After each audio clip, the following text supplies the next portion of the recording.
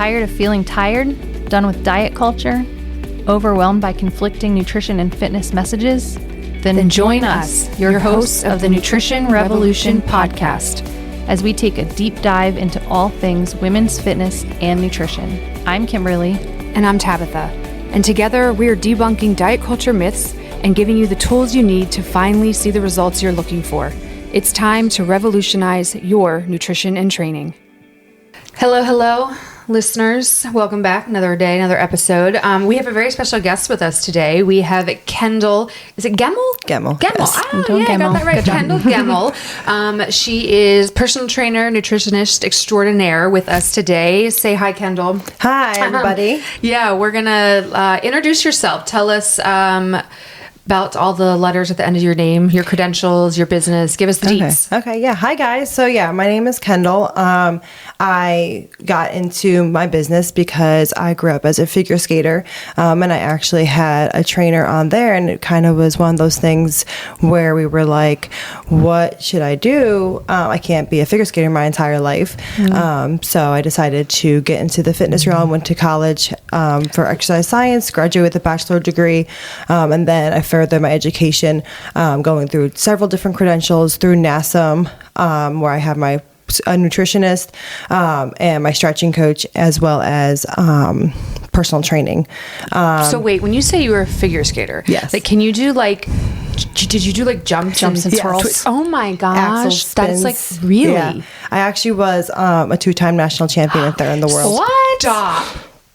Yes. You could have kept going. Wait, what? That is the Yes. coolest thing ever. I've Yes. never known. And honestly, the only reason why I stopped was just because I had to figure something out for college and my career. And I figured I went down the career path of exercise science and personal training. And I just love the body. I think it's so cool. And also too, there's a lot of stigma when it comes to athletes and how they should look and what they should eat, and especially like dancers and all that kind of gymnastics, that whole realm. There is a lot of stigma on it, so I wanted to and I also had something of myself that I was working through, so I wanted to find a way to control it in a way. So I figured education and research and learning is the best way to do it. Yeah. Well, it gives you a good connection with your clients, I'm sure, to be able to, I've been through this, I feel this, and then you also are educated in it. So you can coach with empathy. Yeah. Yes. That's cool. That is really neat. Where did you grow up in Delaware? No, I grew up actually in Connecticut. Okay. And I got called for a scholarship from Wesley College. Rest in peace, Wesley. Yes, my husband and one of his brothers went to Wesley. So the joke in our house is that he is not college educated anymore. Right.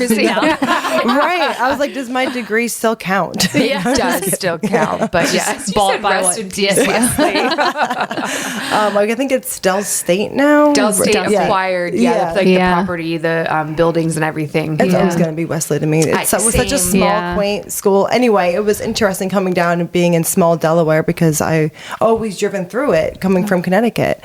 So learning about this state was interesting, and now I'm stuck here. Can you still ice skate? I'm just kidding. Yes, I can. You can, yeah. And do you like blow people's minds? Like, do you ever go to Harrington? Harrington closed down. No way. Yeah. What? When did that happen? I think last year. I'm a Delawarean. I should know this. Yeah. Last year, like the Delaware Okay, well, I don't State feel as Fairgrounds. bad. But I did coach in Harrington. I actually used to coach up in PA, Iceworks. Oh, wow. So I did a lot of stuff there a couple of years, actually before I had kids. And I was doing nutrition and personal training there as well, which was kind of my dream, actually, to be a trifecta for the skaters or dancers or anybody, athletes, because we all focus on one. People will focus on one or the other. So they'll be really strong in the skating, but then they can't do a certain jump because they're not feeling their bodies adequately. Or they'll kind of understand nutrition, but then they're not kind of doing the exercises right to keep the smaller muscles, and they're getting injured on ice or dance or basketball or lacrosse or you name it. They don't see the whole picture. Exactly. And then you can come in and teach them the whole picture. That's cool. That's kind of, that's the MO. Love that. So now you don't do anything with skating. You do...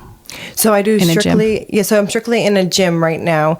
I would like to go back to the rink. I actually had opportunity, but that hasn't fully happened yet. So I think it's just I'm kind of trusting God's timing on that one. Can you see that? Okay. Yeah, you can. Absolutely. We love Jesus too. We do. We love him. Anyway. Sorry. You're fine. You're good. But yeah, we don't talk about politics. That's fine. I won't say that. No, but that's kind of, it's so, yeah, strictly in the gym, and I focus on the 3 areas, which is the fitness, the smaller muscles, the bigger muscles, and then the nutrition aspect of it And too. what is your gym? So my business is called KFit Personal Training and Nutrition. And I'm inside of a bigger gym called 302 Athletics. Okay. That's in Smyrna? In Smyrna, yep. In Smyrna, okay. Is it a CrossFit gym? Yes. Okay. It's a CrossFit gym, which is very interesting because growing up in my fitness realm, I kind of had my nose up to CrossFit.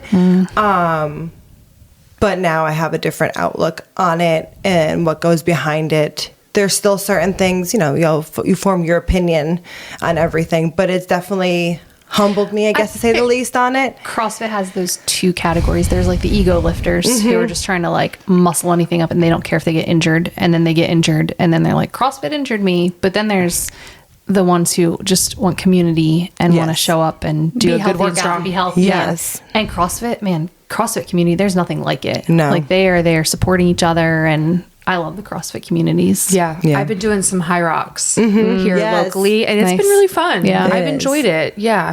Yeah. It's definitely intense, and the community's been fun. Yeah, it's just And people having a good time. showing up and supporting each other, Yeah. and getting in some good it's healthy usually movement the same and people in the classes. fun music and gets you pumped good up. functional training. Yeah. It's nice to do other people's programming sometimes. It instead of do really your is. own. Can we talk about that for a Yes. minute? About Yes. how much fun it is to just like show up and be a Yes. member Yes. and have the programming already done for you, Yeah. and just to get to like check out mentally and just be just a robot present. and just be present and just Yes. work your Yeah. body and not have to worry about anybody else's form. Like I love that. I Like feel like- even when I see somebody maybe with their form and I'm like, ooh, and I'm like, not my problem. No, I'm off you the don't clock pay right me to now. do that. Not my problem. Like I'm also like, I really hope the coach catches that. But like, not my Yes. problem. I'm Yes. here. I'm doing my thing. I'm vibing. Like it's great. I feel like a lot of coaches, I know I'll go to the Y with like friends and stuff, and I'll take like yoga classes, but I feel like Love a it. lot of coaches don't, like if you are coaching, you're so busy doing work and you're in a gym all the time that the thought of going to the gym on your own, you're like, oh my gosh. But then just going to the class and stuff. Like I used to do the Faith RX with Dover CrossFit, and I love just going out and trying different workouts and stuff. So yeah, me too. it makes you just feel free. It does. It makes you feel free. And it's funny because sometimes, you put all this time and effort into everyone else's programming, and like people just assume that it must be so easy for you to do your own programming. But it's like you almost, I get at least bored for of my me, own crap I get sometimes. bored of my own, but then I also reach this like mental block where like I'll stand there, and I have I'm very fortunate to have like a fully equipped home gym. Yeah. And I'll like go down there and stand and look at everything, and I'll literally be like, what do I do? Yes. What Yes. am I going to do with all this? I don't know what to do. Yeah. You know what I mean? Yeah. Like I It's don't like have lost. 17 years of experience and all of these national certifications. Right. And I'm literally like, but what should I do? What does my body I need? know. Yes. It's And it's like, almost like you're mentally exhausted from you are training everybody else. Exactly. There's a block up. I don't know. And Yeah. it's like, I think in the functional fitness world, sometimes I'll like look in the mirror and be like, is this shoulder up? Is this hip? Like, what? And then I try to like functional fitness plan myself, and I'm like, no, I just need to move my body. I just need to walk. I'm just going to go walk because Yeah. then it's just too exhausting I know to people plan. give walking a lot of crap, but like sometimes Don't hate for it. your brain. Yes. Like I will go out and I'll say, all right, I'm going to walk on the treadmill for 10 minutes. And then I'll just like go start walking on the treadmill. And then next thing you know, I'm moving equipment around. And then I'm like, well, let me just deadlift this for a little bit. And then it turns into like a whole fun workout for myself. But like walking is the gateway drug to my fitness It sometimes. is. Yeah. No, it really is. And it's like you said, it's not, people either don't talk about it or they think, oh, okay, walking, yeah, whatever. But it's if you don't get all your steps in, sometimes you can feel the difference. Oh, yeah, for sure. I think walking is the most underrated form of exercise that like people, it's almost like when I start working with clients, and I don't know about the two of you, it's, they'll say like, oh, I'm not working out enough. And then I'll dig deeper with them on that. And it's like, they're walking quite a bit. And I'm like, that counts. Yeah. That's movement. That's exercise. Like if that's all that you're able to do right now, like keep doing that. Don't stop, but also give yourself credit for that. Yeah. Or they'll just say, I just walked. Like you didn't just walk. Yeah. And they're like 8 miles a day. I'm like, okay, that's cool. fantastic. It makes a huge difference. Especially, I actually started tracking my steps, just for and my calories just for ha-has right now, and also every so often I want to check in with myself. Right. And it was, well, I'm using it on my phone, so it might not be extremely accurate, but it was also humbling because I'm like, oh, I'm in the gym all day, I'm definitely getting enough steps in. But it was humbling to see maybe I wasn't, so I would do extra time on the treadmill, just be like, okay, maybe even though I'm standing with clients, I'm not fully moving. Yeah. What do you notice, like in your gym, your space, your business, with your clients, what do you notice tends to be a common pain point? That's a good question. A common pain point. It's a toss up between knees and shoulder. Definitely knees and shoulder. That's something that I do enjoy, breaking it down and working, because a lot of people are humbled by it when they go on lighter weights, which I just did with a client earlier. 3 pounds to work certain hip flexors. They were like, oh my gosh, I'm dead. Yeah. Like their muscle was exhausted. So it's fun to break those muscles down and be able to work them the way they should be. That way they can move the bigger, you can use those primary movers, right? We can actually use those without injuring the smaller ones. Yeah. I don't think people notice, like, they think they're going to go into the gym and just like lift heavy all of the time. Yes. But if you don't have that like stability and mobility, then you're not going to be able to lift it heavy until you have all of those. And body awareness is a huge one too. And that's one thing that this gym will work on. They call it accessory, which I like. They work on they have classes where they work on the smaller muscles. Some CrossFit gyms will, or I shouldn't say will not, that's making a broad statement, but I don't see it, at least when I've been there, and they're lifting these heavy weights, and then they wonder why they have shoulder, hip, back injuries. Yeah. So when, so you do men and women at your gym. What do you feel like for women is like the number one reason they seek out gym community or come to see you? Probably, well, at least for most of them I have are postpartum right now. Okay. So I think they seek out, especially having a kid, it gets a little bit lonely, or there's a lot of emotions with having a kid. There's a lot of everything. There's a lot and then 12-year-olds, 13-year-olds. Yeah.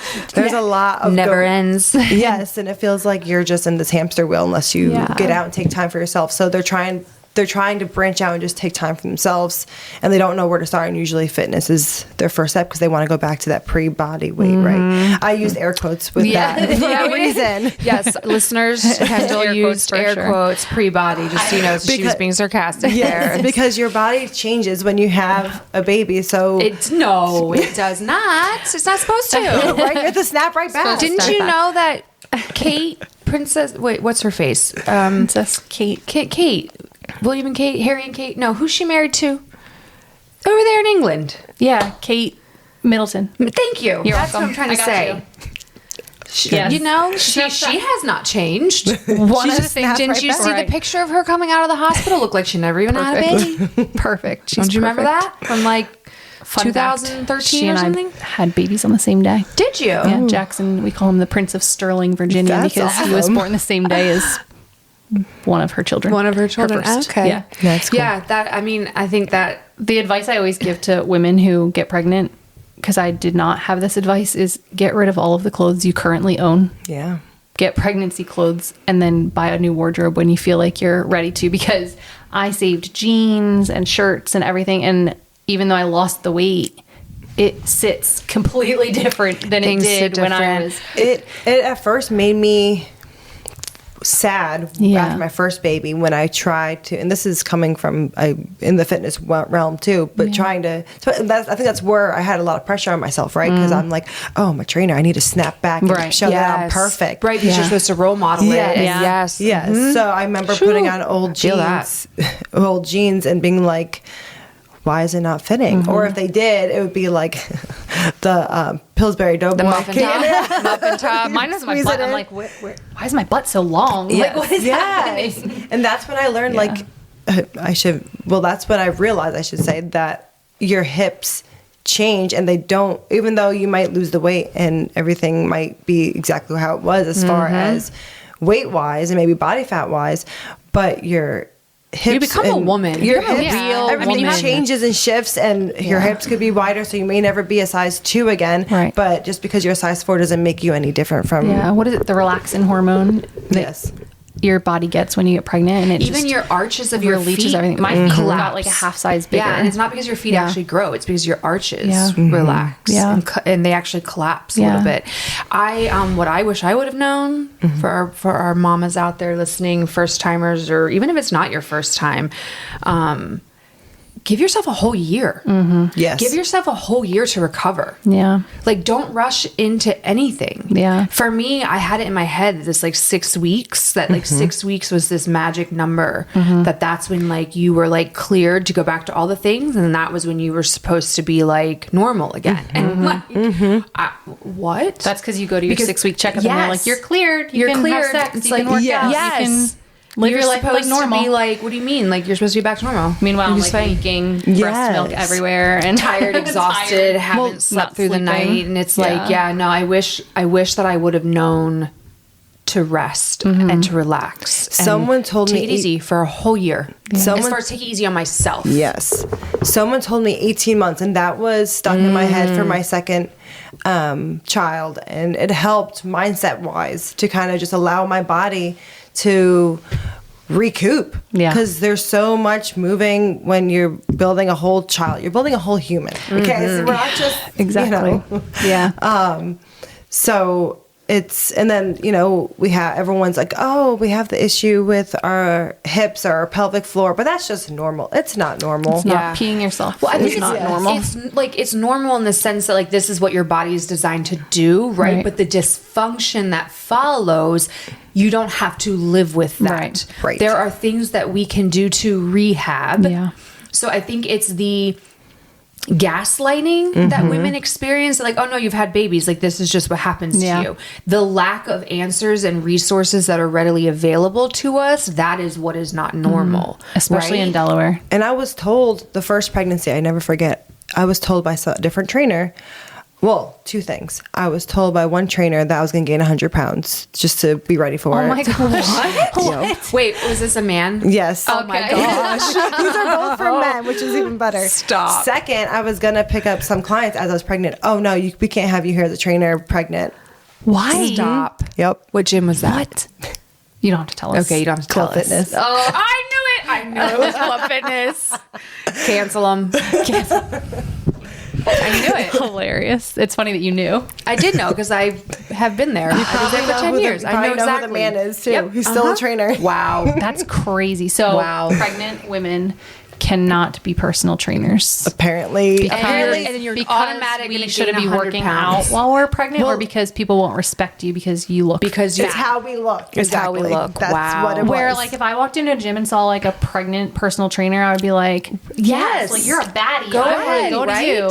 And she's obviously fit and healthy and strong, regulated and strong, because she's still doing what she was doing prior to getting pregnant, and she's gonna bounce back faster than anyone else. Right. And I feel like it's learning from exactly. I feel like it will be learning from example too. You're like, okay, I trust this person because she's you're not disabled. Right. Exactly. You're a witch. But I'm saying, I feel like a client going to a pregnant trainer is especially someone who wants to have kids too. You'll learn from them even deeper because they're going through a change in their body. Okay, let me see how they bounce back, or it makes you relatable, and you can find connection and relationship and all of those things. I feel like when women walk into a gym, if I walk into a gym and I don't feel connection with anyone in there, I'm leaving that gym and I'm finding a different gym where I walk in and I find someone who, for me, it was eating disorders and food relationships. So like if I can connect with someone who has that, I'm going to trust that person over this, where you might be like sports injuries, you know, like connecting with someone like that. Like you have to connect with the person that is going to literally be your right hand person while you are finding the body, getting the health that you want. Yes. And also we know that an active pregnancy leads to better outcomes. Yes. Better pelvic floor, better recovery, better postpartum mentally. But also better outcomes for the baby too. Yes. Higher APGAR scores, better, maternal fetal outcomes overall. Yeah. Stronger, healthier infants, higher birth weights, like all the things. So I feel like the postpartum 6-week, like there's a huge... Yeah, newsflash. You know what? I like this. Here, 9 months to grow that human. Double it. 18 months for for the mom to fully recover. Yeah. So scratch my year. 18 months. And so mamas, stay off if you're listening, social media and like celebrities bouncing back after 6 weeks. Because here's what the celebrities have. They have personal chefs, in-home personal trainers, nannies, makeup whatever artists, hairstyle, like coming in and out of their house. Like it is unrealistic. And also your photos can be cropped up too. Okay. Touched the up, average retouched, human female is not going to be able to afford all of those things and bounce back in 6 weeks and look like they never had a baby. Some women do, but that's genetics. Like if we're being honest, it's genetics. If you and it's also how you're fueling your body. A lot of people don't talk about fueling postpartum either. They just want to cut out. Yeah, so like cutting out a bunch of eating. stuff. Like and especially if you're breastfeeding, you need a whole kryptonite different for that. Yeah, you got to be eating more than even when you're pregnant. I was so hungry. Yes, I was so hungry, and I that's the only time I was eating in the middle of the night. Carbs was when I was breastfeeding. I was waking up in the middle of the night and having a fourth meal. Yeah, because your body's working. Or if I didn't, I would have no milk for that early morning feeding. Yeah. It affects milk production tremendously. So much. And in hindsight, that was actually one of my biggest struggles with nursing was that I was so chronically underfueled because I was so desperate to get back to my pre-baby shape and size and all of that, because I felt like, well, one, that's what you're supposed to do. And two, here I am in the fitness sphere, right? And I am an influencer in the sense that people look to me to lead them through workouts and guidance. And you guys know how that rolls, right? So you got to look the part, act the part, walk and talk, all that. So there's a little bit of element of pressure there. Yeah. And it ended up backfiring. Yeah. And hurting my postpartum recovery. But I mean, you don't know what you don't know. So there's, I have compassion on my younger self, but for like my daughter and my daughter-in-law one day and any women listening, like screw all of that. Yeah. My metabolism was fuel shot yourself after my first child because I was similar to you, the first child. Second child, I was like, I learned a little more. Yes, I was like, okay, I'm going to allow my metabolism this time to reset. I know I'm going to gain some weight during this time because my body needs to reset everything and kind of fix what was broken. And I didn't look at the scale. I allowed my body to do what it needed to do. I allowed myself to eat what I need, how I needed to fuel. And actually, the doctor told me that I was getting too much weight. And I was like, ignore. Postpartum. And mind you, no, this is during pregnancy. So only 30 pounds I gained. And he was like, it's too much. Yeah. Which doctor was this? We're just going to blast everybody. Quick going. But I like this doctor, so Listen, release the Epstein files. Which doctor was this? Dr. Jerry. Dr. Jerry, we don't even like you. I think that we talked about this with Katie on our episode. She's a midwife. Okay. And she was kind of talking about like the weight thing. Like when people come in, it's like, oh, you have to gain this much weight or you can't gain this much weight. And it just puts so much pressure on women to now, not only are we trying to sleep well, move well, drink enough water, take our prenatal vitamins, and then we also have to like worry about weight management while we're pregnant when we should just be growing a human. And like people don't realize like that is your one job. Like that is hard enough in itself. It's just instead of harping about the number, why don't we harp on like, hey, are you getting enough nutrient dense foods? Are you getting enough fiber? Are you getting enough protein? Are you sleeping well? Are you getting enough hydration? Are you getting outside and getting sunlight when you can? And are you getting in movement? Are you, and like, how do you just like overall real feel? Like, do you feel good? Great. Keep doing what you're doing. Yeah. It's not like you gained 100 pounds and couldn't walk and you had gestational diabetes and like, you know, like then those are different conversations. Yeah. And the amount of pregnant people that are sedentary because the doctor told them to. Mind blowing, right? I start all my young clients already with like, and when you get pregnant, we are going to keep doing the same thing because you have to. Yes. It's better recovery, better birth experience. Yeah. Yep. I taught spin class on my due date with my daughter. Oh my Love gosh, that. of course you did. And then I Did it taught a put you body into pump labor? class on my due date. No, little stinker. It was a week and a half later. I was like, this baby was not coming out. I was running. I was doing everything I could. I walk up the steps. I would feel contracted. Like start walking. I would like start sprinting. Yeah. Then she was like, no, it's really cozy in here. Like come back And in. she still is like getting ready to turn 16 and loves cocooning in her She's like, bed "You're Velcro." like it's the womb. Reverting back. Yeah. And then my son, I taught body pump. Remember body pump? Good old Les Mills. Taught that on my due date with him. Wow. Nice. People would be like, you need to be careful, all the old people. Yeah. I'd be like, if you don't get out of my face, Yeah. my water's going to break right here on this floor in front of you. Exactly. People just, there's And so I much had misinformation very about healthy, strong it. babies. Yeah. Yes. There's so much misinformation. So much misinformation. I was on like a medicine ball and one of the nurses was like, you're going to make the cord wrap around the baby's neck. What are you doing? Where did you get this? And I was like, What? My midwife pulled it out of a closet that you guys have a whole stack of them so I can start going into labor here. And it worked. And I was like, so then she just sat there and watched me. It was super awkward. It's like she was learning from you. She's She like, really oh, was. wait. Okay, wait, what's this happening? Okay, so you work with clients postpartum population. So Yes. women that maybe are not in that season of life, what do you run into or hear from them? What are some of their struggles? Not necessarily like that they're stuck, or the yo-yo dieting, not eating enough. Actually, the reverse dieting part where I'm like, okay, you're eating 1,200 calories or 1,000 calories when you're working out 3 to 4 times a week. We need to increase. They're like, take a step back. They're like, what? Are you sure? Like, I'm like, yes, because I actually, when Tabitha came in and spoke at I just did a gym. nutrition seminar with some of her women 2 weekends ago. Yes. It was fun. We had a good time. Yes. The one thing that I kind of remember in my head, which I thought was a really good point, Tabitha, was the keeping the lights on thing. When you said that, I was like... Oh, about the basal metabolic rate? Yep. So that was something that I kind of tap off of, so to speak, and say the words like keeping the lights on. Like, it really...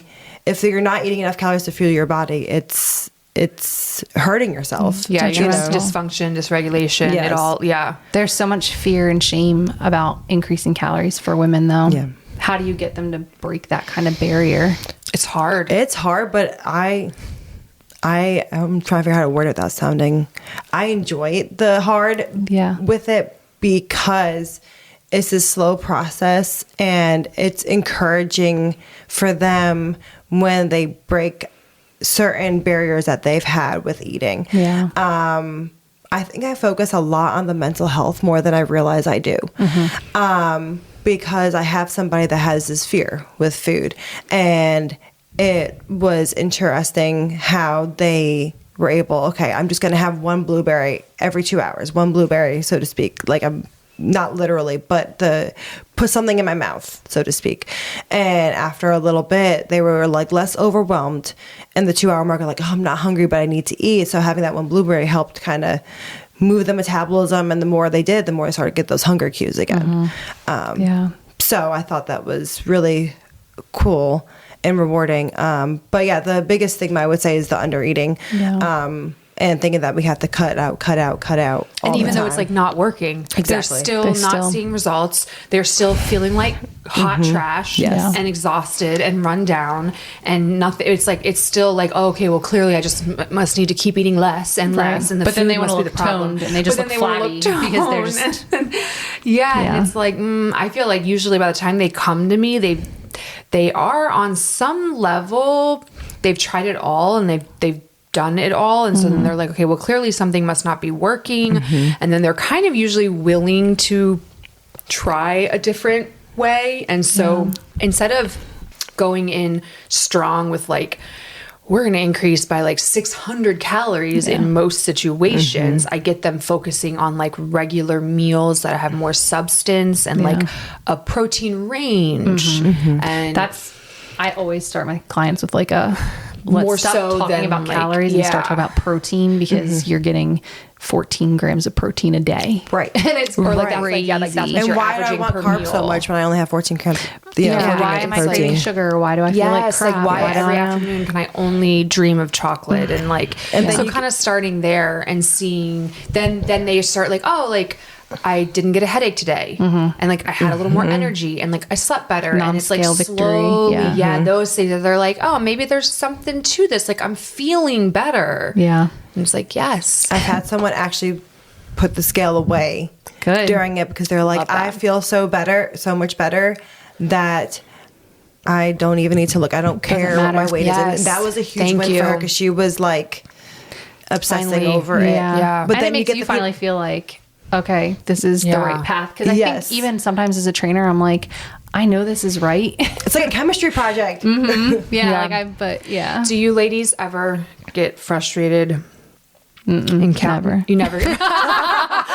Liar. Kimberly's a liar. I love when a new client's like super gung-ho, you know, they got like a weight loss goal, body recomp, whatever, and it's like 2 or 3 weeks in, and they're like, this isn't working. I'm gonna go back to my way. Especially though when they haven't been like super consistent.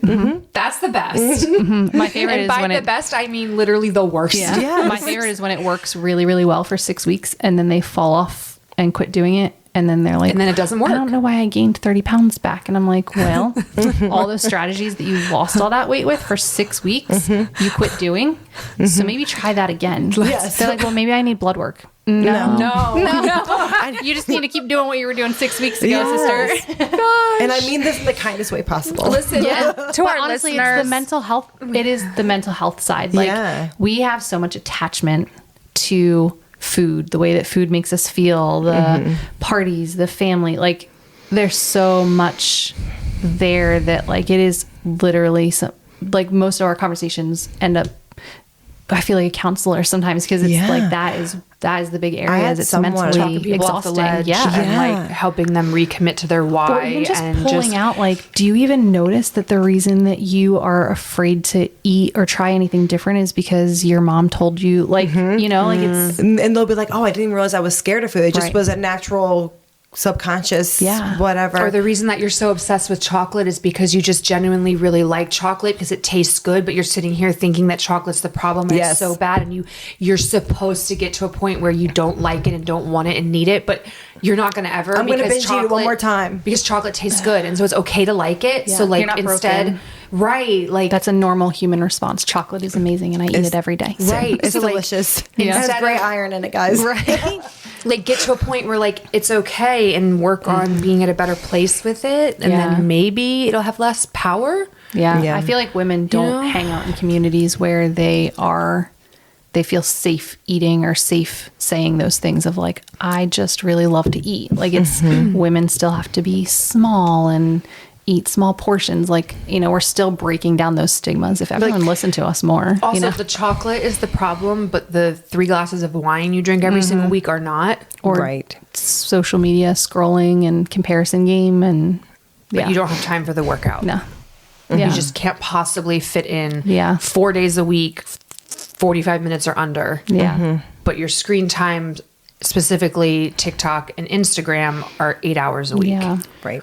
It's your priorities. It is. It's your priorities, and it's your consistency. I'll never forget somebody I had, though, that the amount of pressure she was getting from her family, it was a cultural thing. It just, my heart went out to this person, and, you know, it was hard to kind of be like, you should do it this way health-wise. Okay, but I have to be here at this weight by here because you don't understand. I'm going to get certain repercussions. So that was rough trying to... That's an interesting... Figuring... Like the cultural thing is interesting. And I haven't really experienced that too much, but I have been like interested to see, because I have some people in and out who have kind of... They never pinpointed that it was a culture thing. Or like so that's interesting that they felt that pressure culturally to look a certain way or be a certain way. Yeah. I mean, that's a real thing. Yeah. It was In different cultures and different family dynamics. And I think that's where, that's really tough because culture is real. Family dynamics are real. I think that's where that's definitely where I try to be cognizant of like not working outside my scope of practice and then maybe encouraging them to seek additional help and resources in learning to establish boundaries. And then, but even just being like, hey, also, by the way, you can say like, my weight is not up for discussion today, or what is or is not on my plate, but that's easier said than done. Right. Especially when it's like mom and dad or grandma and grandpa, like, and not everybody has a super strong personality to especially if you're a people pleaser, or you've always just been like the quiet kid that does whatever they tell you to do. And I think it's the education that becomes the bigger part in those things, because you can only do so much, like you said. But at least if you educate them, like, hey, I know you have these stigmas or cultural pressures.